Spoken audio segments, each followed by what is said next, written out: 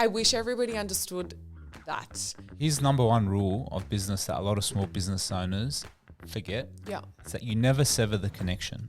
So you start a relationship with someone, they come to your business, it's because there's something they've seen about you that makes your business special. Yeah. I don't put anything out that I'm not proud of.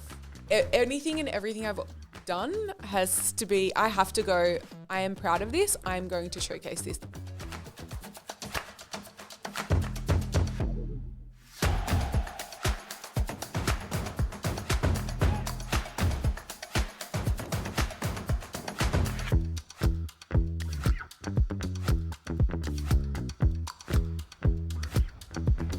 Welcome to another episode of the Lat Chat. I'm Jacob Varmy, Client Director at Latitude Accountants, and on this podcast, we like to highlight the journey of small business owners in Australia to provide you with inspiration in your own business journey. Today, we have the absolute pleasure of welcoming Amani Youssef, the founder of an award-winning marketing agency, So Social. Amani is an industry leader in all things marketing and social media, having grown one of Sydney's largest agencies from scratch. With her team of over 20 account managers, So Social has changed the lives of everyday business owners, helping them stay ahead of the curve and ensure that the business owners are getting the most out of their marketing efforts. Finally, Amani has featured on Sunrise, amassed billions of views, and has a consistent waitlist on her services. And she still finds time to run Front Row, another e-commerce brand of hers. Amani, it's an absolute pleasure having you on the podcast. By the way, Amani is also a mum. How do you do all of this, Amani? Honestly, I don't know. I'm just surviving. So I'm 100% blown away by that introduction because I, have only met you recently and I just was learning things about you as that intro came on. Yeah. I'm I think excited. I was just learning things about myself too. So it's good. Very good. I must say, by the way, welcome John, fellow client director. Thanks, How are mate. you going, mate? My esteemed partner in crime. I love it. I'm Very happy to good. be here. Thank you. Thanks for coming on. Amani, you are very difficult to find stuff about, I'll be honest. Yeah. We just had Anita Sarkar on the podcast and it's the exact opposite. Anita's everywhere all at once and really easy to find information on. But Amani, you do it well. You balance the business and the personal and all the things very well. So This is an exclusive, and Amani I know. Farhat Yeah, this exclusive. is my first podcast. Yeah. I don't do this often. all right, but well, we'll excited to be here. very good. We'll try to go as easy as possible, but make sure we get maximum value for our listeners. So for starters, Amani, tell me a little bit about your story. So you're living the life as a social media manager, and I must say, just so you know, I have a lot of clients who are marketing agencies, okay? And every person between 18 and 25 that I have an initial meeting with, and they say, by the way, I'm starting a marketing agency, and I say, great, where do you want to be in 5 years' time? They always say, have you heard of So Social? And I said, yeah, I actually went to her event and she's on the podcast. So, Amani, you're living the dream for a lot of younger people aspiring to be business owners and to be marketing agency owners. How did you get started? How did your journey, who were you in high school, and how did you sort of get into the marketing world?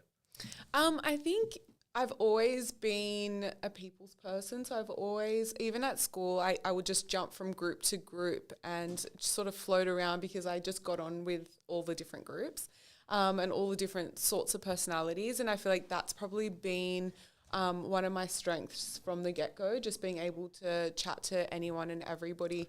And I think, I started out in corporate. So once I finished uni, I started corporate and I just felt like it didn't really suit me as a person because I didn't get to really interact with other people. I didn't get to be creative. I studied comms, media, major in journalism. So it really, I didn't know what I wanted to be, but I ended up getting into social. I got into social media, but more in more for a hotel sort of organization, very similar to Expedia. And I was in charge of just dealing with all of the sort of social media complaints that you would get being, a hotel or... Brutal. Yeah, it was crazy.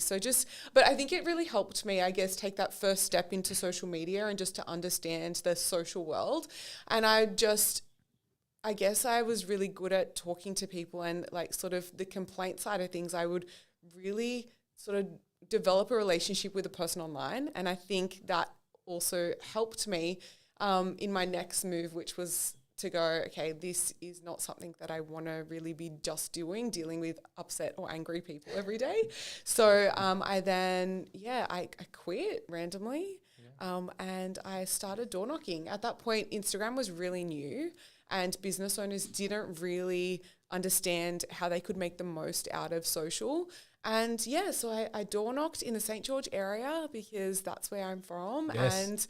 And and I found people who really wanted the help. And so for $50 a week, I was managing their social media accounts, creating marketing plans for them, taking content, doing the posting.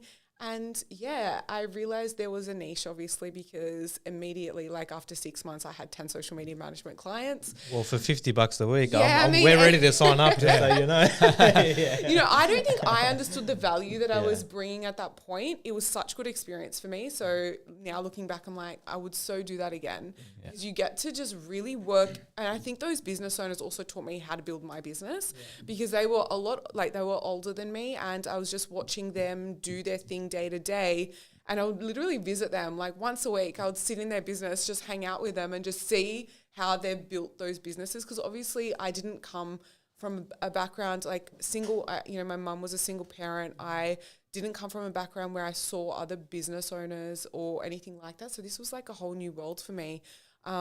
Just watching mum wake up every day, be able to do everything for me, my sister alone and just work so hard. I guess for me, I had that as like, okay, I want to do what she's doing. Like she's amazing. She's doing it all on her own, but I didn't have the other skills that I needed. And I feel like that initial door knocking, freelancing sort of thing really gave me those skills. That's epic. And I've spoken about this in the other podcast. I've been watching a lot of Alex Hormozy and he said something very similar to what you just said. So Amani said it first for the record and then Alex heard it and then started pushing out media. So Amani said her first few clients, she was charging only $50. And obviously, like in the world of social media and marketing, that's like cheap, right? And so, but really, you don't know what you don't know, which was actually a good thing because a lot of business owners, when they first start out, want to charge immensely more than that and want to charge premium prices without actually having the runs on the board and without actually having the machine behind them and the people and the processes and all the things that you need to be able to charge that sort of service offering. And I find this isn't an attack on coaches. There are great coaches out there. But instantly, whenever you get in front of someone who wants to give you business advice, it's always charge more. How do you know? You don't even know their business. You don't even know who they are. You don't even know what they do. How do you know that their product is even good for the marketplace to reward them with a higher price, right? Exactly right. And so you started at $50 and obviously you've worked your way up and you're now, you've got a wait list of clients. John, what do you think about that concept? And obviously you said a lot more in there as well, but I just want to pick that out. And John, what do you think of that?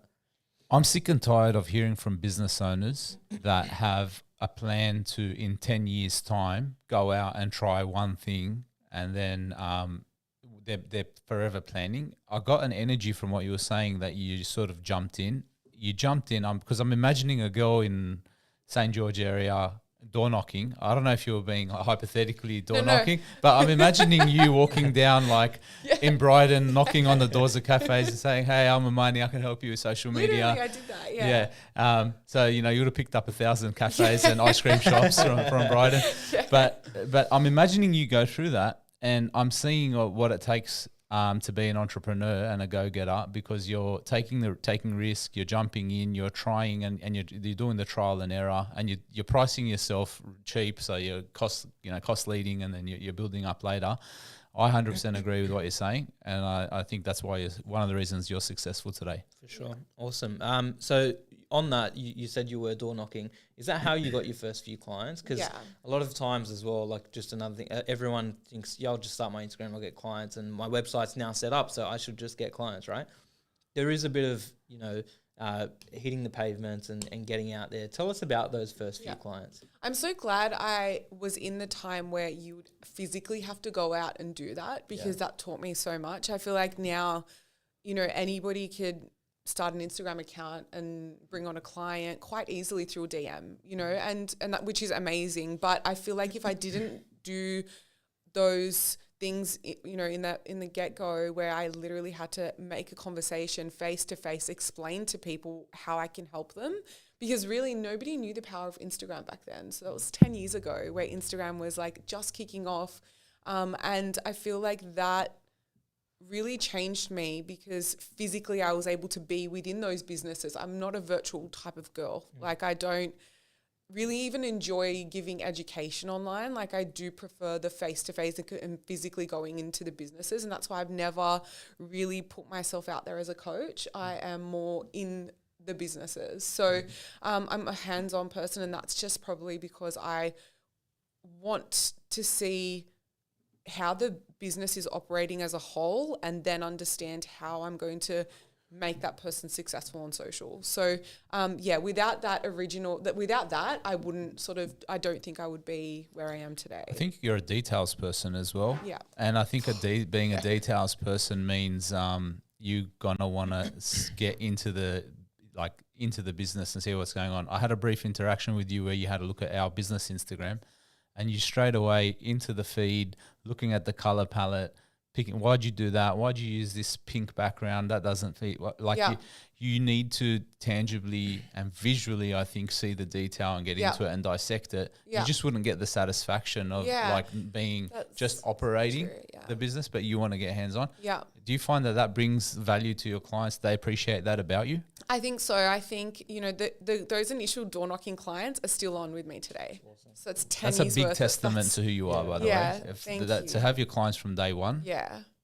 It's one of the greatest compliments in business. Yeah, it's amazing just to see the fact that they've evolved, obviously, with my business. But, it's, for me, I love giving advice to business owners, but I never, ever feel like giving general advice is going to help everyone. And I like to help, like when somebody comes to me, I want to be specific with that person because every business is so different. And I'm just not into the advice giving as a general thing. So I can give you like, oh, you should do this, you should do that. But the reason why I feel like So Social is different is because we are so hands-on with each individual business rather than this is going to work for all of you, that's... For sure. All right. Now, I'm glad you mentioned sort of why So Social is different because the honest truth is I feel like, and I could be wrong, but I feel like everyone between 18 and 30 wants to be, if you've got an iPhone, you're between 18 and 30 or even older, whatever you are, everyone wants to play in the social media game. Correct. How does So Social continually evolve and continually differentiate itself in that marketplace? Yep. And sort of what makes So Social unique and different and so successful? Yep. I think the relationships with the clients, I've never changed that all these years, and I think that what makes us different is that that is, I guess, the essence of what we do. It's still about meeting the client face to face or like virtually via Zoom, understanding their business as a whole. How can we help you and assist you? And along the years, that's always been there. It's never sort of changed, but obviously I've had to innovate and add new things. And I think, I study social media so much, like I research so much, and I just ensure that the content that we're creating with these clients is what's on trend, is fun, and is really, I guess, giving or creating an atmosphere online that really does represent their business. So yes, I have changed. Yes, I've had new offerings over the course of the last 10 years, but the main thing that has really stuck with us is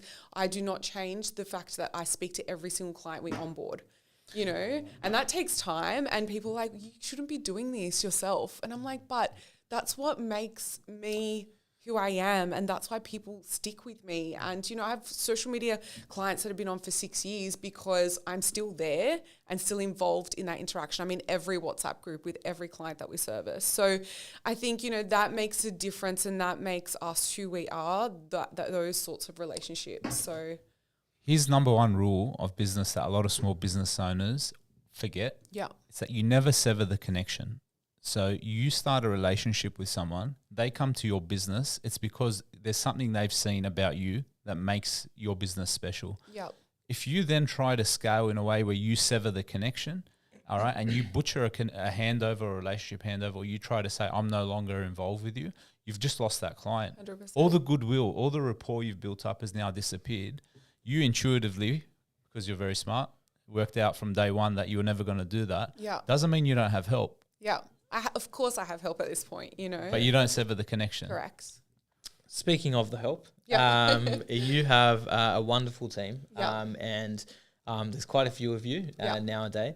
And one of my questions is, so a lot of people growing a service-based business really struggle at the point of, I'm really good at this, I can do it, and I can serve X amount of clients. And then the inevitability comes in where if you are very good at it and you can charge a good price, you have to then scale beyond yourself, right? And this was a mic drop moment that I've recently sort of really understood about our business and any service-based business, is that a service-based business is in the business of actually not just winning clients and servicing them, but attracting, amplifying and retaining talent within that organization so that you can grow, and so that Amani does not need to be the account manager for every single.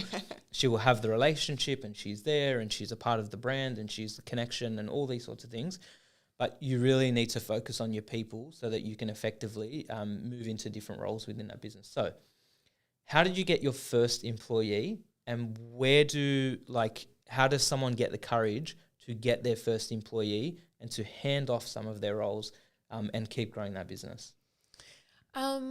Yeah, it's a good question, because sometimes I look back and I'm like, how did this even happen? Like, where did these people come from that are around me every day? I'll tell you how it happened. There was a Lebo girl walking through Brighton, door knocking, saying, hey, I'll do your social media for you for $50 a week.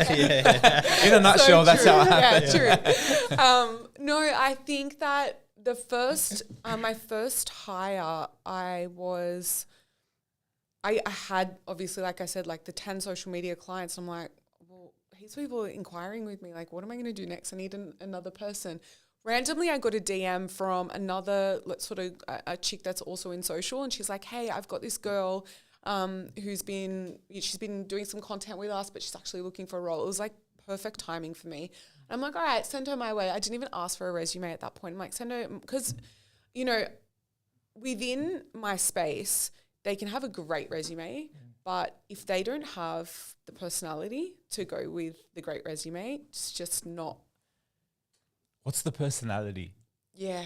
What's the personality? I I want to know this. Yeah. This is what I want to know. What is the personality? The personality, like, for me, is if I can get somebody in a room and in the space of 5 to 10 minutes, they can connect with me. And the connection, it could be humor. It could just be, I think they have more depth to them than just, I really want to work here, you know? I feel like the personality, I don't know. It's just, it needs a vibe. It's a vibe. Like, it's just like, I don't know. It's a type of mood that gets set in a conversation, but it's something. I don't know. Everybody always asks me, like, these girls, like, it's so random, like these personalities, you know, like it's, you know, somebody, for me, I wouldn't call myself like an extrovert, nor am I like a really social person. So when I meet somebody. Not so social, eh? Yeah. So when I meet someone who I feel like can walk into a room and really change the mood of that room, for me, that's what I need, because we go into these small businesses every single day, and if we can bring a good mood or confidence, then that business owner automatically is going to change and be comfortable with us. Yes. So that's the sort of vibe I need to get from these girls to go, you're going to be good with a business owner, you know, because business owners, if you walk into a small business and you're not bringing that vibe, or you're not bringing that personality, it's just going to be, okay, so like, what are we doing today? We need to go, we're filming today. You're going to be in front of camera. This is what's happening, you know? So we need to bring that for them to go, yeah, okay, I'm comfortable. I want to do this. Let's do this, you know? So that's what I look for when I'm hiring. Sorry, I just rambled so much. I don't even know what the question was. That's excellent. John, is that what you're looking for when you hire people? You know, every single person is special and talented. I don't mean that in a sarcastic way. I mean it in the way that the people that might not be able to do that have a special skill set, and they'll be valuable somewhere. Every single person, however you're created, you're going to bring value to a certain environment. What's important for you to do as the business owner is to pick the right people, considering their strengths and weaknesses to come and fit the role. If you're not identifying that and you think you can force a square peg into a round hole, you're just going to have a lot of pain and disappointment, and you're going to cause a lot of suffering along the way, because you bring these people in, 3 months later, you're like, hey, you don't have the right vibe. If I didn't have the right vibe, why did you hire me? You just wasted 3 months of my time. So I feel like there's a lot of intuitive knowledge and understanding. I think it's because of the Lebanese background, humble brag, but but seriously, there's a lot of understanding that you just day one bringing in there, all right? And it's the reason, again, it's a proof of why, you're successful. Yeah. Awesome. I mean, I've been lucky because when I did hire Nina, she was my first hire. She's still with me. I was going to say, Nina, when you said who goes into a room and then because going to that thing and then your event. Yeah. And then there's certain personalities that are very extrovert. I'd say that Nina is one of those. She is, yeah. She was my first hire, and I think because she had a lot of friends in the influencer sort of world, she was also able to connect and bring in people that she knew would also fit the mold. And that's how it's always been. It's always been this person knows this person or this person knows that person. That's really the way that I've just been lucky in that way. Obviously now it's a little bit different, and I do all of the interviewing myself, and I'm looking for slightly different things now that we have some of those personalities. Now I need, different personalities to match different industries. Again, beauty, lifestyle, fashion needs a particular type of person, but we service everyone. So we service, lawyers, doctors, accountants, brokers. We serve so many different people that I need different personalities and people with different skill sets to be able to service all these different people.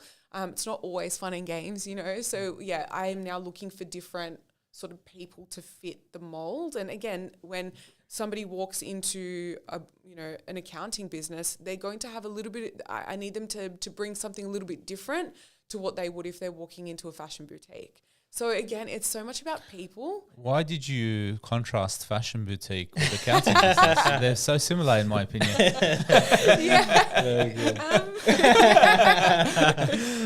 Look, we get it. We get it. That's great. And no, I agree. It's but you know what strikes me, Amani, is that you have a high level of empathy. You really, really, really understand.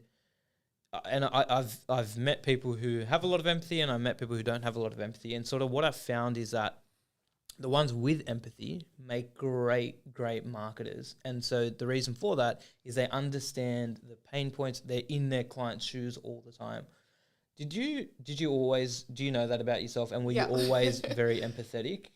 Was that just something you were born with, or is that something you worked on over time? No, I think I've always been that way. Look, it's been a great thing because I can connect easily with, as I said, different people, but also it is not always the best tool for a leader to have, in my opinion, only because if I meet a business owner who's struggling, then I'm like, I need to help this person. I need to do everything I possibly can to help this person. And I sort of put myself in their shoes probably a little bit too much, because then if the result of the campaign or, doesn't help them fix what they need to fix, or if, I haven't delivered above and beyond, I'm so at myself, I feel like I probably am a little bit too empathetic. Yeah, just so you know, I feel the exact same. That is exactly, you are describing me. And just in the marketing world where you feel the same about your client and you not being able to, and you just think everything becomes your fault and you're bringing everyone's problems back to you. Exactly right. That's how I literally feel in the accounting space. Yep. And my biggest struggle and something I've been working on, just so we're raw and open here, is that... Is that Oprah Winfrey episode? Yeah. So... I'm Jacob. I'm an empath. Thank you. So being too empathetic and just being able to hold your space a little bit is something I work on 24/7. That's me at the moment. So it's a superpower, but also you need to manage it, which I'm learning to do as well. So I'm glad you're aware of it, and I'm glad noticing it and then taking steps to make sure you use it to the best of your ability is also very important. you've got the talent, you get the vibe, you get everyone in the room, right? But it becomes obvious when you walk into a room of all the social team that there's a lot of personality to manage and a lot of moving parts in that organization. How do you as a leader make sure that everyone's happy, giving their best at work, and just connecting with each other and making sure that the work's immaculate, the people are happy, and that's like the dream, right? How do you manage that? I have built really strong relationships with each person. I have time alone with each individual at least, 3 or 4 times a year just to understand where they're at, especially the fact that I have to hire generally younger people, and they are harder. It is harder to manage their expectations, especially today when you can go on TikTok and they're literally seeing videos of people saying, I just made $100,000 this month working off my couch. Yeah. You know what I mean? So managing expectations and trying to instill the message of you need to work hard to get to these places. This stuff is not real that you're seeing is really hard for me, because I feel like I'm also having to do a little bit of like older sister parenting sort of thing. Yeah. It is really hard. Like, I'm going to say it's probably the hardest bit of my job at the moment, just I want to keep these people for as long as I can, but I also want them I want them to have goals, and I want them to reach these goals within my business. And that's why I have to keep creating these opportunities so that they can feel like they are moving. In an agency, it's not like there is this huge hierarchy that they're going to, climb to reach, a certain level or a certain amount of money, I guess. So for me, it's like how can we reach your goals within my environment? So yeah, I do a lot of one-on-ones. I do a lot of performance reviews in the year just to ensure that, and I know when someone's tapped out, just because I watch them so closely, I look at the work so closely, and in a conversation with somebody, I always can tell when we're at that point where I'm like, I can feel they've, sort of tapped out of the job, or that they've, it's hard. But yeah, I guess the main thing is, and the best piece of advice I can give is just talk to your people one-on-one as much as you possibly can, so you can see, what you need to do for them or how you're going to keep them. When they're tapped out, do you fire them? No, I think it's always been like we've come to a mutual agreement that we're not seeing each other anymore. Yeah, pretty much like similar, literally that. So I feel like that's why you need to have those conversations ongoing, because then when the time is right for somebody to move on. And we've been having a lot of discussions at Latitude about how we progress people within the framework to meet their goals and to progress their careers, inspire them and motivate them. It's so hard to work with someone that doesn't have the self-motivation to progress up themselves, right? So you might create an environment where they've got all the things they need to go up, but sometimes there are inward personal reasons or external factors in their life where this person has now hit a wall. Yep. That's an incongruence. Okay, there's an incongruence in their life or their being with the work that you've got them doing. You're actually hurting them more than helping them if you try to push to keep them in and to keep them doing what they're doing, because if they were happy doing it, they wouldn't be tapped out. Correct. They wouldn't be showing the signs of fatigue. Yep. Okay, now sometimes it's a small thing where you can make an adjustment in the work environment, the work you're giving them, the types of clients, help them with something at home. But ultimately, if it's like a incongruence with social and this person's life trajectory, the best and most like empathetic thing to do is to say, hey, maybe you should go somewhere else. Yeah. There's nothing wrong with that. Yeah, it was a lot harder for me to have these conversations previously. Yeah. But obviously now, as the team grows, Stone cold killer now. I wouldn't say that. I still find it really hard because I get attached to people. Yeah. And that's just the type of person I am. And I feel like, especially because my business, like you walk into my business, like my little girl's just like crawling around, walking around. She's with the girls. So it feels like family. So that is like these conversations are really hard for me to have with these people who I've loved having around. Yeah. They've loved being around me, and it's Spill the tea. Like, what do the girls fight about? Everyone Everyone says that. Everyone asks that and says that. Honestly, like it's pretty good because the girls are on site with clients. We only catch up once a week with a lot of them. It's very like remote work. Correct. Yeah, it's quite flexible. But obviously I have like a team around me every day, like an office team that is sitting in the office that, because we also, people forget we have these social media managers, but actually we have like graphic designers in-house, web in-house, a photographer that's in-house. So that's a whole nother team with a whole different vibe. A creative team. Yeah, and it's completely different personalities to those social media managers. So I guess it's just a little bit complex in terms of the people that I have and the relationships that we have at the moment. So truly you are in the business of people and you are in the business managing That's my job. Every business is a business of people. It's crazy. We say all the time business is procedures and people or whatever. It's just systems and people. You mash them together and you try to produce a profit. That's excellent. Very cool. Thank you, John. All right, so you've gotten your people, you've gotten them all together, you're firing on all the cylinders. One thing I want to talk to you specifically about is brand, because as John mentioned earlier, and you picked up on it in terms of the details, I, like you, sort of detailed, and so I'll paint a picture for anyone who's not been to a social event. Number one, you should go.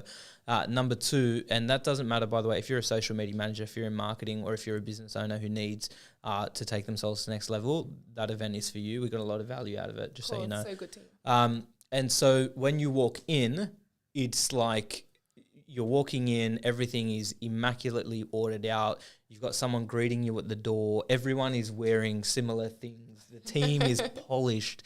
The room is immaculate. The colors of the brand permeate the room. The backdrop was Drummoyne. It was stunning location. Make it sound so. I want to go again, bro. Make it sound so. You know what I mean? Sound amazing. That was such a. Tell me I'm wrong. By the way, tell me I'm wrong.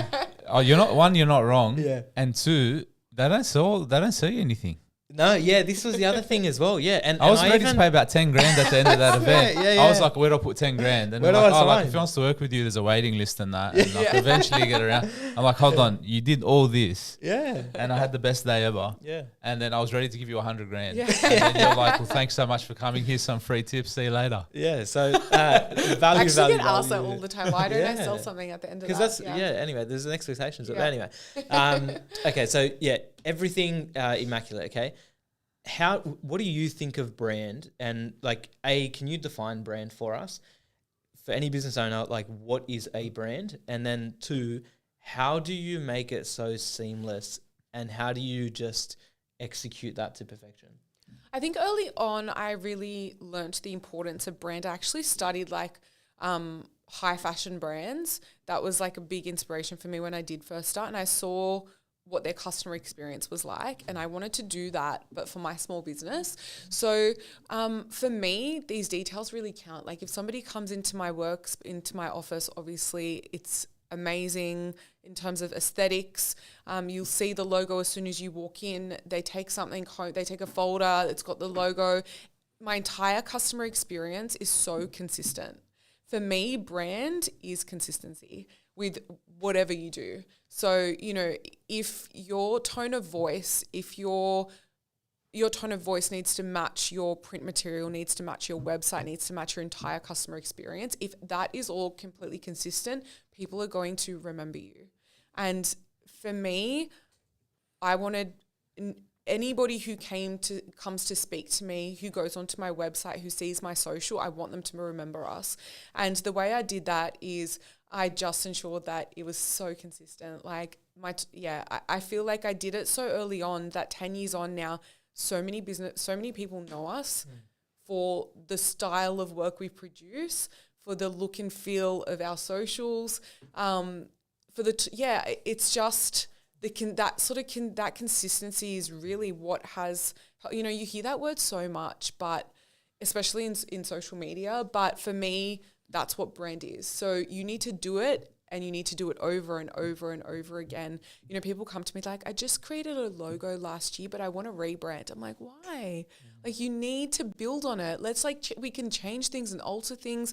But why? Has your audience changed? No. Has your social media or like the way that you want to be perceived on social change. No. So stick with it and just let it evolve with you. You know, the first day I started, the first day I launched So Social, I had a very similar look and feel to what I do today. And that's why people remember us, because I don't stop. 100%. I just, keep that focus, both visually and I would say emotionally in terms of how we're perceived. Yeah, excellent. And even like when you see the big brands and the way they change their brand, it's really only Subtle. ever iterations, So correct? subtle.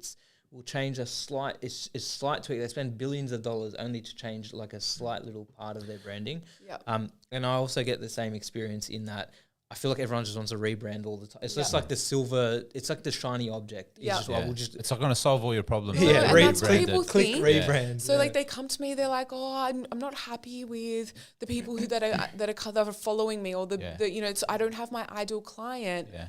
But you need to build on what you've already done. Yes. Like you don't want to scrap that, because every year my clients have changed. I haven't scrapped my branding every year and done something completely different. No, but you have to tweak things along the way. Look, the solution is you don't need to actually rebrand. You don't need a new car. You don't need a new boyfriend. You need to work harder. You need to knock on some doors. You need to service some clients. And you actually need to make a difference, because that will produce results. Results speak for themselves. Correct. People talk, and then they tell other people about your business, and you end up winning the game. Yeah. Aesthetics, right, is a big part of your business. The aesthetic I feel when I enter your world is like I'm in a fine dining restaurant. Yeah. I feel like when I go on your page, I feel like I'm sitting at one of the best restaurants. Like I don't know. I just feel like I'm sitting at the nicest steakhouse in the city, or up in Brisbane, and like everything's nice and everything's perfection. Aesthetic and marketing and being visual, it all ties together. Correct. I've got an anecdote, and I need you to say good or bad, okay? Because you would know. You're the expert. I want to ask you. That's why we brought you here today. Just to answer this question. All right. So we're an accounting firm. I know you don't think highly of accounting firms and that, but so we've been trying to be better and do things well. I hate things that print. I've got a problem with people who don't wear the right things to the office, right? Yeah. So I've been in trouble because I have ripped people's clothes before. only guys. Like if your Latitude shirt has a hole, I'll take it off you. I'll rip it. If the jumper's not standard issue, I don't like the color, we cut it in half. We recently got a whole new batch of jumpers, okay? Yeah. And the jumpers have our logo printed on them, but the logo, it's like a corporate jumper, okay? You tell me, on a corporate jumper, how big should the logo be? I didn't know where this was going, to be honest. I need to see the jumper. All right. Have you got one? No, they're not here. So we made these jumpers, and someone, unfortunately, who's no longer with us, made the logo so big, it's like a football jersey. And we're accountants, we're a corporate firm. It was this big, right? Yeah. It was like 2 times that size. I didn't know about this. I didn't approve it, but the aesthetic was shocking. It was disgusting. So we spent hundreds, if not maybe over $1,000 creating all this stuff. I went, and someone actually got them all before I saw them and handed them out to everyone. So I had to go around the office, collect every single one of them, pull them off them, make them bring them in, collect them, take them home and burn them. Did I do the right or wrong thing? Look, I am a very detail-oriented person like you. I don't put anything out that I'm not proud of.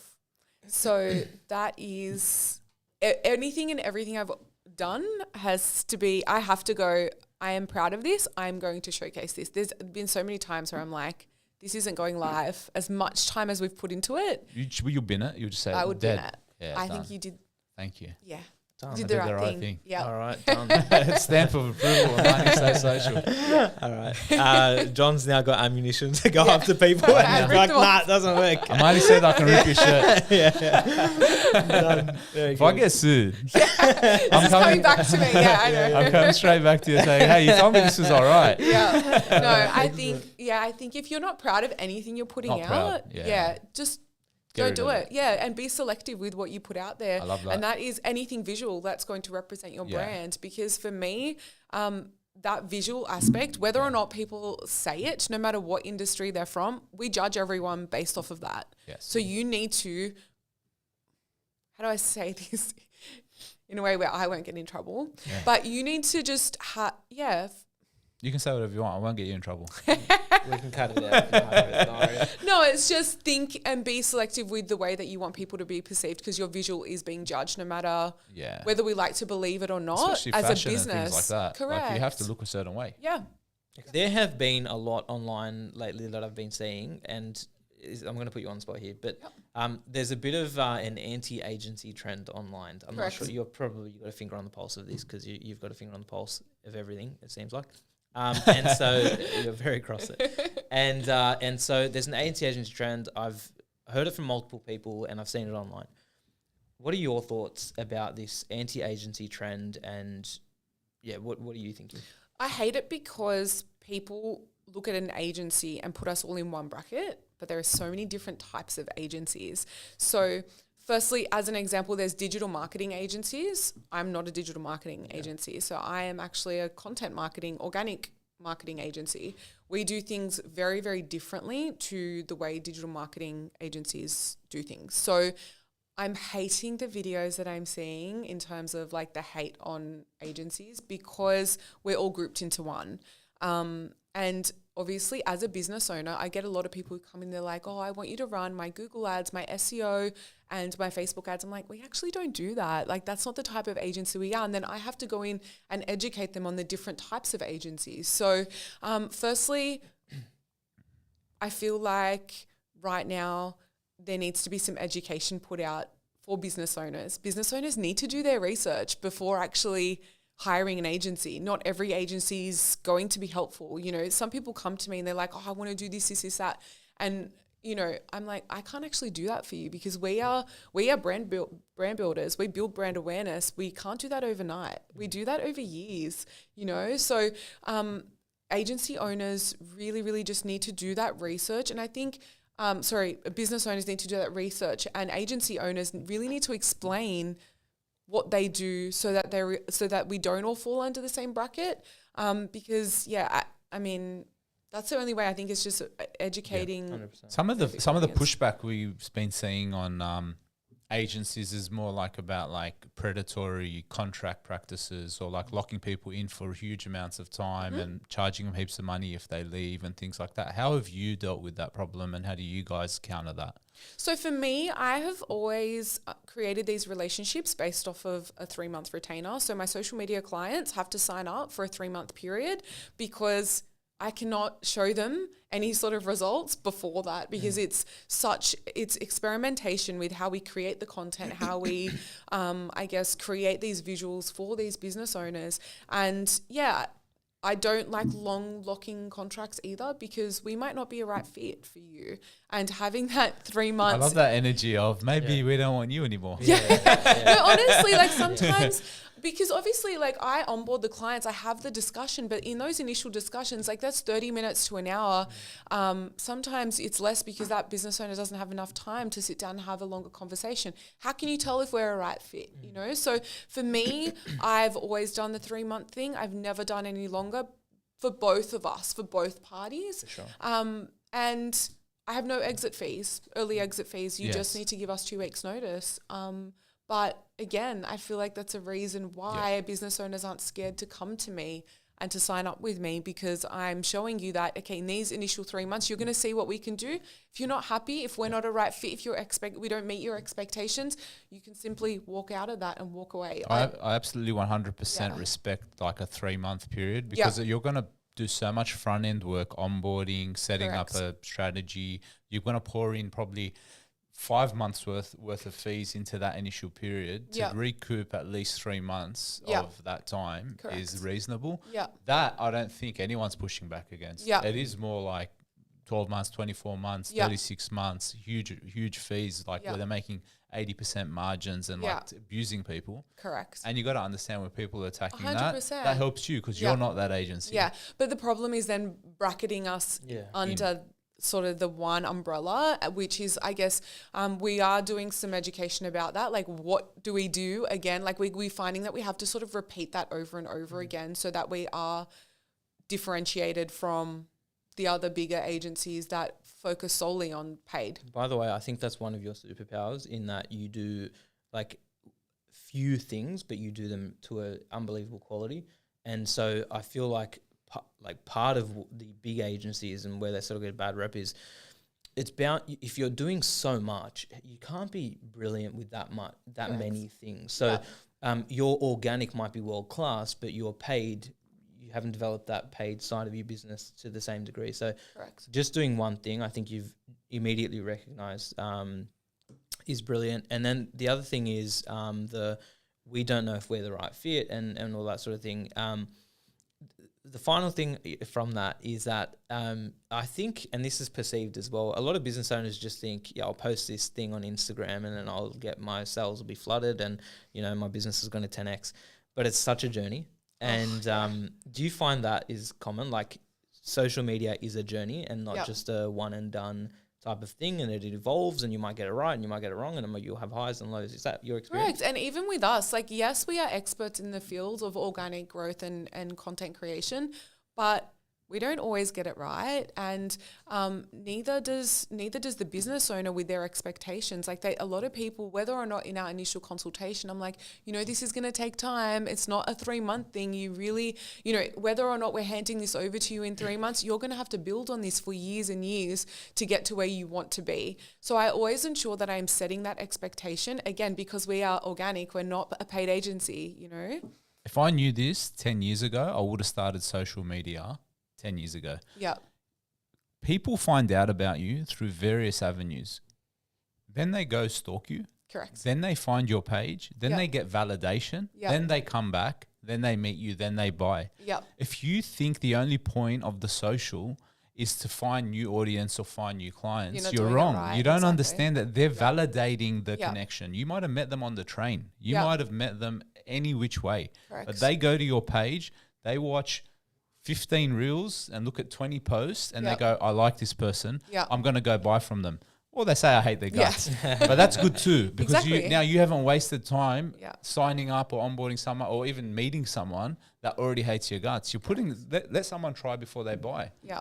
Oh, you know, I wish everybody understood that, because that is generally the missing piece to a lot of the clients that come in and chat to me about their socials. So once they understand that, then that's all we need.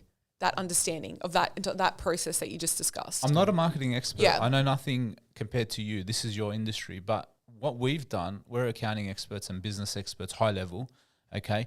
When we did that, I can't believe the amount of people that actually go and say, I watched your reel. I saw you on a reel. I saw a podcast. I like this about you, I like that about you. Then they've come and booked in to come to the office to sign. And it's like, you're not selling anymore. No. You're just facilitating the transaction. They've already decided. Correct. You can't make someone already decide if you've given them no information by which to decide. Your job, I imagine then, if I'm just like spitballing here, is then to create a portfolio for all your clients so that when people are working out whether they want to engage with your client, you're putting the best representation of that client out into the space, so then the client's sold. Correct. Yeah. So when we look at a business and before we even start, like, we ask the client, obviously, what are your goals and what do you want to get out of our service, you know, and we just ensure that they understand, like, our job is to make your business and your customer experience look the part. So essentially we don't want to make somebody's business look aesthetically amazing on Instagram and then they go into the service and it's not them. They're a tradie, they turn up with the truck. It's exactly. It's so we need to match the vibe on their socials to them. Yes. They've come to us because they don't know how to do it or they don't have the time to do it. So we go into this just trying to ensure that we are doing the best creating the best visual representation of that business so that when they are found on social media, they're able to put their best foot forward. Amani, if I could describe you in one word, it would be congruence. Okay. Everything you say is about consistency, congruence, and putting your best, like putting the foot forward, like representing yourself exactly how you are. Correct. You're not about lying to people. You're not about like creating a false image. You're not trying to attract people on false pretenses. Everything is congruent. Correct. This is who you are. This is the service you portray. this is what I will put out. We will do it consistently. You will win. Yep. In a way, authenticity, it's authenticity, but yep. you give a prescription, yep. right? So people come in and say, "What do you want to achieve?" Yep. But I think, and I'm guessing here, but I think you're getting the best results when you're actually prescribing to people the fact that this is how it works. Yep. What does that look like for you? And then you cater it to that person. Correct. Yeah. And even to further on that, she reflects it in her own business. Yeah, like she's the perfect example of that. Exactly. And I need to. 100%. Yeah. And I feel like this is how I felt in accounting for a long time as well. I wasn't inspired by the business that specific accountant was creating to some degree. So you could be an accountant who has come through as a technician from a junior to a senior to whatever, but have you dealt with a business who had faced that issue? Have you faced that issue? Have you solved that issue in your own life? Have you had to start a business from scratch? Have you had to go through those issues, hiring, firing, retaining, marketing, sales, all those sorts of things? When you have a business that validates all of that and you're still standing, there's a big track record you can point to and say, dude, we've done what you've done. Yep. We can do it for you. You just need to invest the time and energy and understand how it actually works. So I love that. Yeah, I think for me, like I use my Instagram as an example to the clients. Yeah. This is the content mix we're going to do for you. I do it for myself. You can see that it's successful. So like I do exactly as I am telling them to do. And then they respect me more because they can see that it's successful already. And you prescribed it. Yeah. If your doctor was smoking, fat, dying of cancer, whatever, and you go up to him asking for health and fitness advice, you're not going to take him seriously. No. If your accountant doesn't know how to run a business, pays staff wages, if your mechanic's car's falling apart, you're not going to go. You nail the example part of the business. Yep. And if I could get all my business owners and the small business owners we help to nail at the very least their specialist, section of the market and do what you do that well, then they're going to find success as well. Yeah. And this is back to the agencies. Like, look at the agency that you've just hired. Are you happy with their socials? Yes. Would you want your socials to look that way? Because if they can't do it for themselves, how are they going to do it for you? And that's the way I always look at it. Sure. Final question, and then I've got some rapid fire. Yeah. And I'll just pick your brain. But you shared, it's the first time you've sort of opened yourself up from a personal perspective, a beautiful story on your Instagram, and you've got a pin there. And I won't go into details on that. You can check it out. Go follow So Social and check it all out yourself. But you're a mum, and you're running a business that's thriving and going places and doing all these things. And I have, probably 30-40% of my client base as well are women in business and are crossing that bridge or around that, getting to that sort of point in their life. How do you manage to be a mum, do all the things, manage all the people at work, perform for your clients? I don't imagine what that's like. Yeah. And I don't envy because you've never been a mum. Yeah. And I'm empathetic enough to know that that's difficult. Yeah. So how do you manage those? Like, how do you manage that? Honestly, some days I get through and I'm like, I don't know how I did today. I feel like right now it's probably a bit of survival mode for me with my 1.5-year-old. So I'm just getting through. I have a lot of structure in my days and I have like a very strict to-do list every single day that I need to tick off as I go. I feel like obviously having the right people around me, having my husband's support in everything I'm doing, but I don't know how I'm getting through. And that's the honest truth. Like some people are like, I follow this method or I do this. I'm like, I actually don't. I just do what I have to do in the day to get through the day. And obviously, like I've put myself into a routine where I put this down for a certain amount of hours when I get home with my kids, because otherwise my world is literally here. So in my phone. So if it doesn't physically get put down, nothing switches off. So I've taught myself that I have to give that my personal, that specific time every night. But yeah, it's just honestly about having a really structured and organized day to just get through it all. Is it a hard identity? Can I ask? Because I've never been a mum, right? Yeah. I've only been You've only been a son? Yeah. No. And so is there something inside of you, like, because if I was a mum, I would identify as being a mum, right? I would love that. Yeah. celebrate on Mother's Day, I'd have a great day, right? Yeah. And if I was a business owner, which sort of am, but like I would love that part of my life and I would identify as a business owner. Is it hard to identify as both? So hard. Yeah. And you're torn and you have guilt. You know, I'm not going to lie about that, because if my day is full of like work, and then I get home and my head's still there, Yes. then I'm guilty for not being there with my kids and vice versa. So I'm not going to say that it's the easiest thing. And again, like social media makes you think that, yes, you're able to do both and it's amazing and so easy, but actually it's not reality. You know, you have really hard days because you want to be a mum and you want to do everything for your kids. And I try to be there as much as I can. I don't miss a school event. I'm there for pickup. I still do all of that. But again, it is just trying to find a balance. Some days are great. I find the balance. I feel like, okay, I smashed it at work. I'm doing all the things with the kids. But other days you're like, today I just really survived and I just got through the day, and I can't be both. I think it's important to know that it's, as a mum or a dad or anyone who's got business and kids, it's okay if you don't get it right. Correct. So we've said this before, but you know, if you're working hard to grow a really good business, you're most likely doing it for your kids and for your family anyway, and they'll eventually appreciate and respect that. And if you're giving that away to be with them and spend quality time with them and love them, they'll also appreciate and respect that, even though you're going to have no money to buy them really expensive things. So all the things that they want these days. All the things they want. So it's really about coming to terms with it. Yeah. There is an element of balance, and there's also an element of understanding as mature adults that you're gonna stuff up one way or another. Yeah.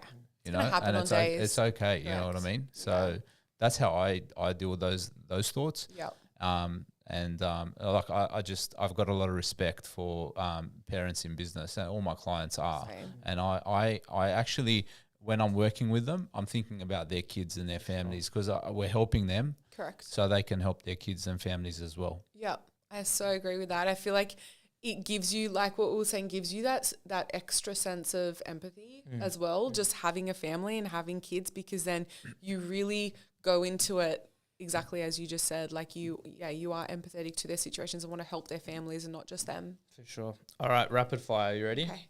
This is going to be hard for you because I know you've got, A, you want to make sure it's the right for the right person, and B, you're very detailed. But we won't hold you to.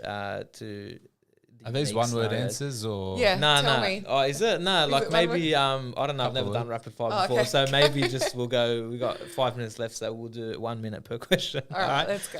What is a quick win for someone who is either on social media, but it's just not working, or someone who knows they have to be on social media, but hasn't built up the courage yet?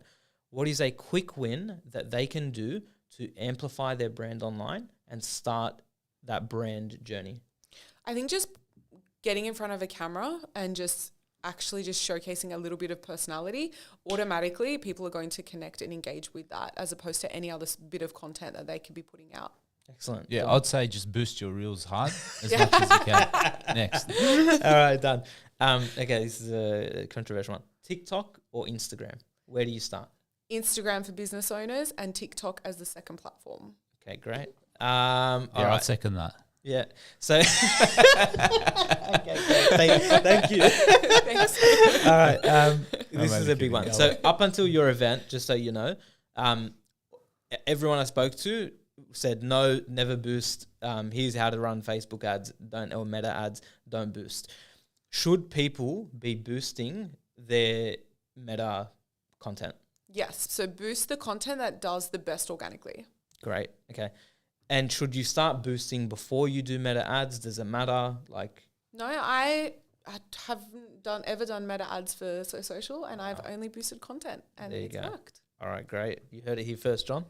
I would have to say I've started experimenting on Amani's advice to boost content and Meta ads and Google ads and everything else. And I really like that when you boost, you get reach in demographics that you are trying to target. So we're a small business firm trying to target small business owners in Sydney. Yep. When I'm boosting on Meta, I can put in interests for people, like let's say I'm looking for tradies who are starting, in business. I can say, men that are 18 to 40 in the Sydney Basin that like Bunnings and like tools and like utes. and then I can go 20,000 views, $300, and then potentially get in front of, many more people in my target demographic. So I 100% would agree. And I think you said something really important. I'll be really quick, but Take small your time. businesses don't have the budgets to have somebody running their meta ads, pay them $2,000 a month plus their ad fees. So boosting is, if it's your only option and it's fitting within your budget, 100% you should be doing that as a small business owner. Great. On the back of that, what is the hack to a viral piece of content? You have had many pieces of viral content. What is the hack to a viral piece of content? And you can't say 5 beautiful women. Well, that plus, it goes viral on TikTok first. So pick your trend and pick your sound off TikTok and put it onto Instagram, and it will more likely go viral than pulling something off Instagram, rejigging it to suit your brand. So go to TikTok, do your research, and then move it, onto Instagram. John, as the master of 2 viral pieces of content in the last year. I've had 2 pieces of viral content. Both of them included the Lebo talking to randoms on the street, and the Lebo was me.